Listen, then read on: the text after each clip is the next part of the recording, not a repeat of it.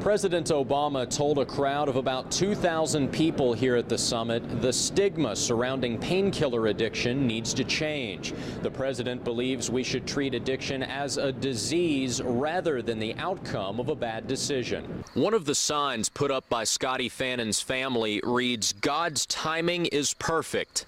Whether this is the time they'll finally get some answers is still unknown. If the Letcher County Fiscal Court passes a bathroom law, it would affect every county-owned building.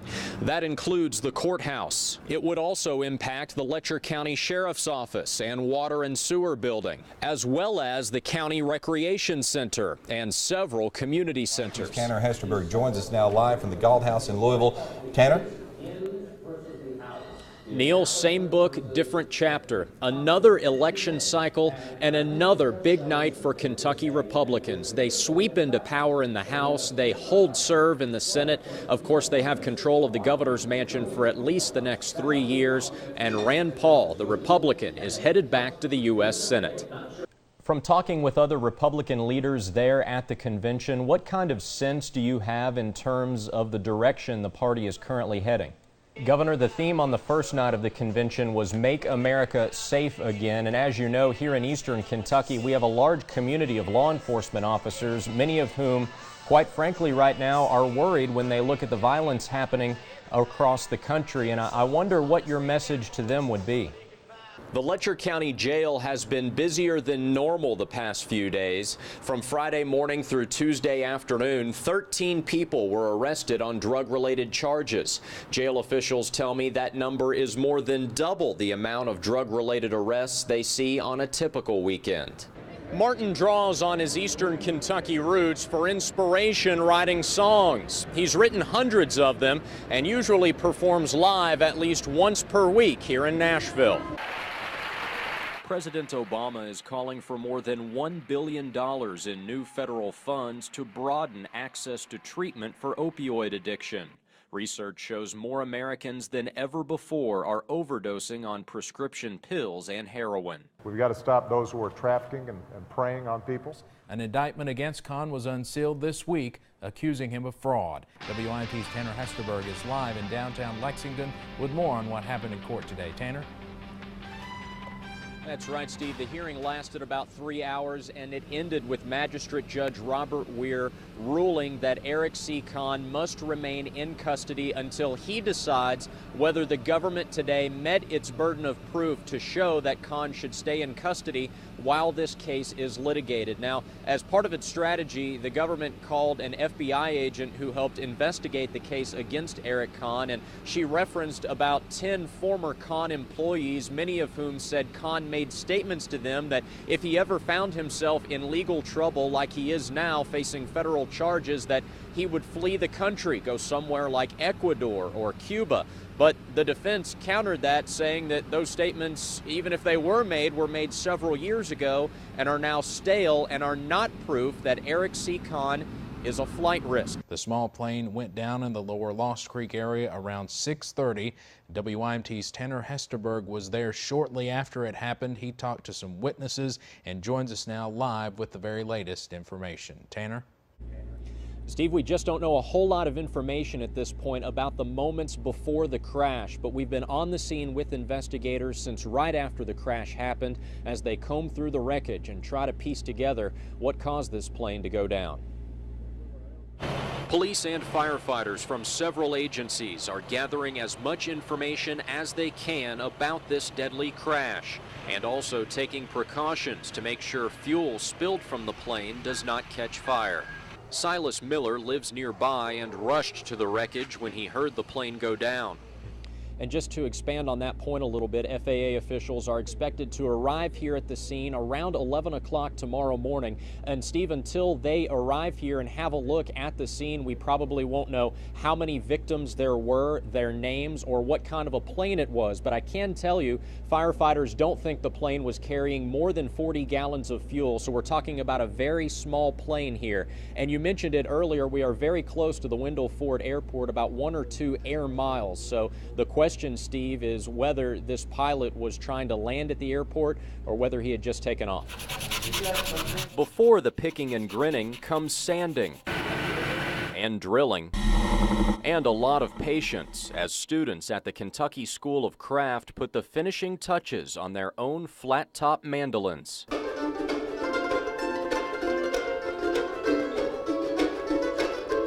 Walking inside here is almost like traveling back to a time before Keith Whitley was a country music sensation and was simply Keith to those who knew him. This is Lana and Keith. They had been dating for quite some time. Your sister? My sister, Lana. And he's got his guitar with him. And he has his guitar. Carried that guitar with him wherever he went, but I think he's got on these pointed-toed shoes. I told him one time he's going to have to cut them off. They were too pointed-toed. Don't close your eyes. Don't close your eyes. Let it be me. Whitley's music and memory stay alive thanks in part to this annual concert in Sandy Hook organized by the nonprofit Friends of Keith Whitley. His brother Dwight marvels at the number of people who come out to support Keith and his music all these years later. Oh, they're still mourning over Keith. They lost their hero. I mean, they're honoring him all the time, you know, and Sandy Hook never forgot Keith. And I will say this, Keith never forgot Sandy Hook. And now there's another monument by which to remember him. Bluegrass musician Scott Napier and artist Michael Young, both avid Keith Whitley fans, worked together to make this sign. Napier transported the sign from Hazard to Sandy Hook Saturday for the concert, where it was unveiled to the crowd and later installed. Salt truck drivers with the Kentucky Transportation Cabinet stayed busy Monday night, scattering salt on the highways to speed up the melting of snow and ice. State road workers like Benny Click are responsible for nearly 400 miles of pavement in Knott County alone. We're just salting kind of the cold spots really right now. As they prepared for tomorrow's vote. Tanner? Steve, Kentucky Republicans are touting the caucus as a way for the Commonwealth to be more relevant in picking the next nominee. The caucus comes 2 months ahead of when Kentucky voters normally go to the polls in the May primary. However, there is concern among local GOP leaders I spoke to about light turnout. They're hoping that's not the case. Volunteers spent Friday afternoon putting up tables and sorting through paperwork as they transform Leslie County's basketball gym into a caucus location. Andrea Begley chairs the Leslie County Republican Party and is overseeing Saturday's caucus here. What's something about this caucus that people probably don't understand? The biggest misconception that everyone has is that... Rising from the rubble 4 years later. Good evening, I'm Tanner Hesterberg. And I'm Haley Minogue. On this night in 2012, we were showing you images of damage, destruction, and death from a tornado outbreak. But tonight, we report on a milestone in recovery efforts in West Liberty, where 2 churches that were in the tornado's path are back standing once again. And tonight, members of those churches came together for a celebration 4 years in the making.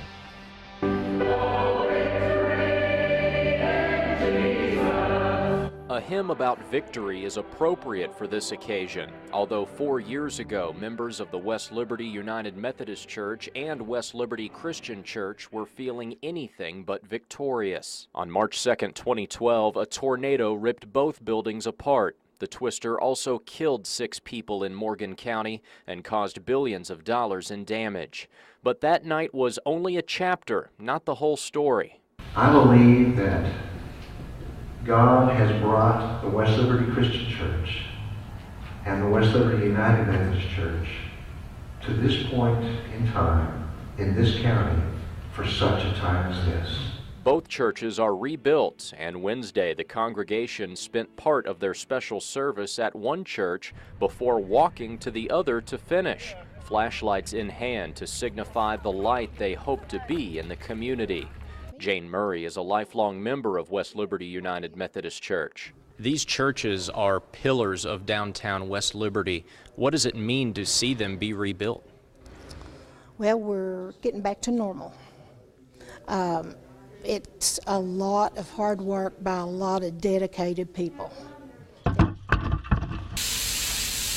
Deep fried inside with deep snow outside. The latest rounds of snow and ice are not cooling off the kitchen at Circle T restaurant in Hazard. Well, this morning they was telling everyone not to get out, but my boss rang my doorbell at 5 this morning and said, "Come on, Donna," said, "We'll make it, we'll be all right." Slick roads forced many restaurants in the area to close Friday, but the doors at Circle T stayed open, much to the liking of Chuck Jones, who considers himself a regular, even in bad weather. Well, I've been out checking on my mother, making sure she had everything she needed and the house was warm, and just decided to come get a little breakfast, and this is the place I came to. Workers here at Circle T say if they were not open, some of their customers might not get a hot meal during the winter storm.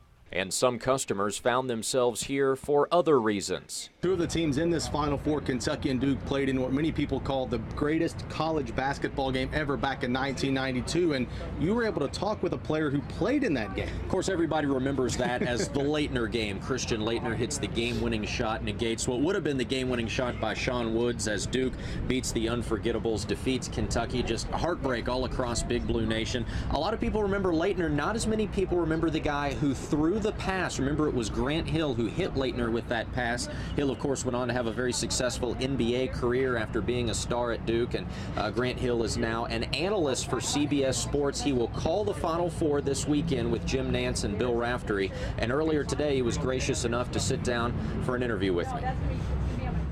Tanner Hesterberg, it's the first time Kentucky has played Notre Dame in the NCAA tournament since back in 1970, a game I'm sure many diehard Wildcat fans remember quite well. A little before our time, but you mentioned diehard fans. There's so many UK fans here in Cleveland to cheer on the Cats, hoping to get them to a Final Four, Josh, and obviously amongst those fans are some pretty diehard fans, and I talked to one today whose allegiance can never be questioned.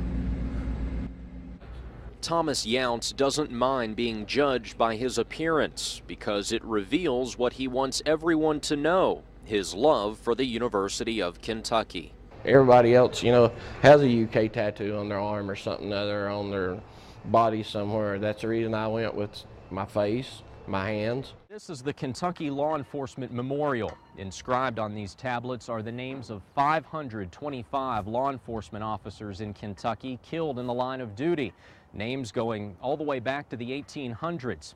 Department officials say the main reason they train so extensively here is to prevent more names from being added to this list. And to show how easily a situation can escalate, instructor Jeff Knox simulates what should be a routine traffic stop. Driver, go ahead and place your hands on top of the steering wheel for me. Thank you. I have a compliance. I can see his hands. I'm Officer Knox with the Model City Police Department. The reason I stopped you this morning, you ran a stop sign at South Broadway and Outer Loop. Have any reason for that? Didn't see it? Okay. Before reaching for it, where do you keep your driver's license? In my wallet. In your wallet? If you would slowly reach and get that for me, please. The driver pulls a gun on Knox. Now from here, the officer has one choice. Get out of here, okay? If an officer thinks that he's going to outdraw the suspect, he's already behind because he knows what he's going to do. He's going to assault the police officer. So if I take time to try to draw, I'm giving him more time on target to shoot me. It's one thing to train for a situation like this, but can you ever be fully prepared for dealing with a situation where somebody draws a weapon on you? Well, I think what you do in training is what you're going to do in real life.